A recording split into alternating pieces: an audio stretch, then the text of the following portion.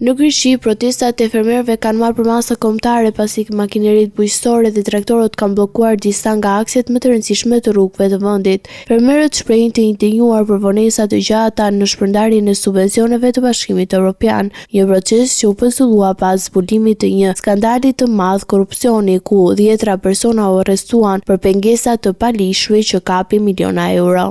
Autostrada kryesore veri-jug Athis-Selanik është kthyer në qendër të protestave duke u bllokuar për orë të tëra duke krijuar vështirësi të mëdha në qarkullimin kombëtar. Fermerët thonë se nuk kanë më durim për pritje pasi kostot e prodhimit janë rritur ndjeshëm, ndërsa subvencionet të cilat përbëjnë mbështetjen e tyre kryesore kanë mbetur pezull. Dita e parë e mobilizimit u shoqërua me tensione të larta në zonën e lartësisë, veçanërisht në fshatrat Nikaiz dhe Platykampos, ku protestuesit u përpoqën të afroheshin autostradës dhe u përplasën me policinë. Sipas autoriteteve, 2 fermerë dhe 2 efektiv mbetën të plagosur gjatë incidentit. Ndërkohë, hetimet për skandalin vazhdojnë ku dyshohet se disa fermerë kanë klasifikuar dokumentat e pronësisë të tokave dhe të paktive për të përfituar në mënyrë të palishme të subvencioneve nga BE-ja. Kjo ka sjellë një pezullim të pagesave për të gjithë sektorin, duke shkaktuar pakënaqësi masive dhe duke detyruar shoqata bujqësore të njoftojnë për protestat e tjera në ditët në vijim.